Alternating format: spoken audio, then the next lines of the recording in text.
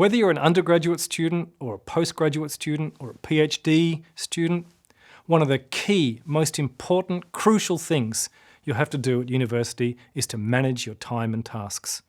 This video will take you through some strategies and some techniques for doing just that. First thing is to set up a weekly schedule using a weekly planner. Now, the example I'm using is for students who have set classes. If you don't, you can still follow the ideas I'm talking about. The first thing to do is to input your classes. Okay? Now, you may not have classes all day and you may not have classes every day, but here's an example. Next thing to do is to schedule breaks after each class. Okay? We put those in throughout the timetable, throughout the week, making sure we have a break after each class. The next thing I recommend you do is to schedule your study times. Put these in scheduled as formally as you would your classes. They're frequent, they're short, and they happen right through the week. And you can see they're happening after the classes and after the breaks. There's a gap, okay?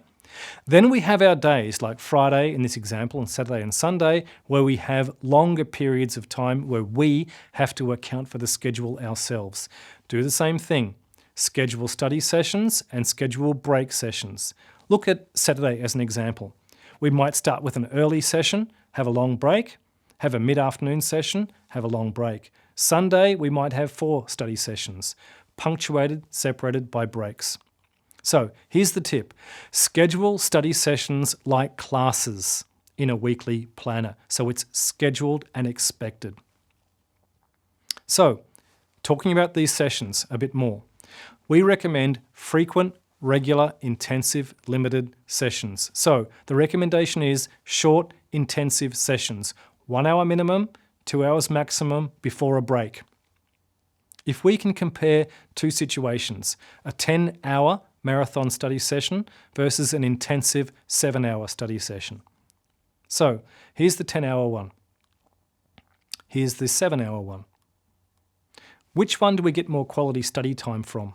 Let's have a look. In the longer one, what we see is because we're spending 6 hours in study, the quality study time will tend to degrade as we get tired and cranky and we can't think straight. In the more intensive, shorter sessions, we are maintaining quality study time at a higher level more consistently through the day. So what we have here is less total study time, but more quality study time. And this is crucial. In our study sessions, we try to set SMART goals. S is specific. You know what you have to do. M is measurable. You can do it, and you put a number with it. If it has a number with it, it's measurable. A is attainable. You actually can do it. R is relevant. You should be doing it. It's related to an assignment, for example. And T, it's time-bound. Now, I'm suggesting that we're doing something between 1 to 2 hours. Let's look at an example, researching for an essay. And we're going to allocate 1 hour for this. In that time, we're going to try and find 15 articles. Do we think that's attainable? 15 in 1 hour? Probably not. So let's amend it. 5 in the hour that we have. Is this attainable? I think it is. If we're trying to find articles, is it relevant? Yes, absolutely. It's part of assessment. You don't have to write these SMART goals down, but you can think about them. So let's think about how we prioritize our assessment tasks. How do we do this? One way is by date. And as you can see there, we have 4 assignments due chronologically from April to May. We'd go 1, 2, 3, 4. But is that the only way we prioritize? It isn't. If we think about the words and the weighting, assignment 2 would become priority 1 because it's huge. It's worth 50%. That's half the subject mark. Notice this isn't from one subject. This will be from more than one subject. Those percentages add up to more than 100. But we still have to do assignment 1 because it's due before 3 and 4. But we can see that assignment 4 has a higher priority than assignment 3 because it's bigger. 60%, 5,000 words. It'll take more effort. So how do we prioritize? We do this based upon date and word count and percentage value. Now, The next crucial thing is to think about our time management using tools. And we suggest you use a semester planner. You use this in the following way. You can plot your submission dates for each of those tasks on your semester planner, then work backwards and think about how long you would need to take to do each of those and where you need to start. That's that small first task. Then there's our second bigger one. Then there's our third one and our fourth one. What you'll notice is that 2 and 4 are started before 1 and 3. Okay? These planners are crucial. So, use a process to produce written work. 1. Analyze the task. Know what you have to do. 2. Brainstorm a plan. Think about the sections you need. 3. Research, read, make notes in the plan. You might need to adjust or finalize the plan. 4. Start writing. 5. Edit, proofread, finalize, leave at least 1 day to do this. 6. Submit the work.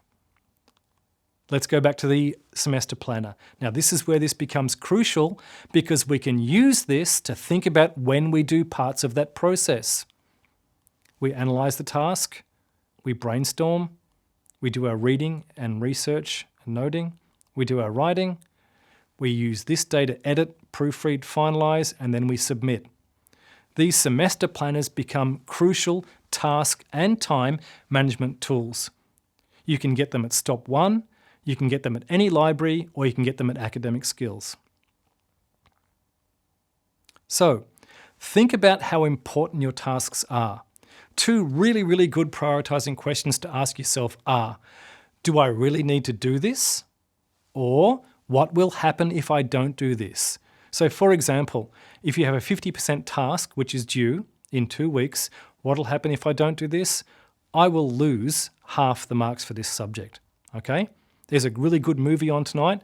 What will happen if I don't watch this? I miss that movie, I'll catch it some other night, okay? So prioritize. Rank your tasks by importance and value. High value, high important tasks need to be done. Low value, low important tasks can be done if you have time. You need to manage your reading. The first thing you need to think about is your purpose. Why are you reading it? What do I want to know? Is it something topical? Or what do I want to do? Am I reading this for an assessment or for class preparation? Relevance. Do I need to read it? And at university, you really need to make these decisions because you don't want to be reading at 3 and 4 and 5 a.m. in the morning. So, use text features to assess relevance.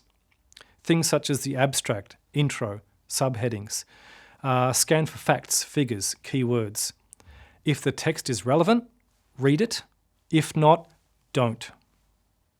So, we've talked about managing your week and managing your semester. You also need to manage your day.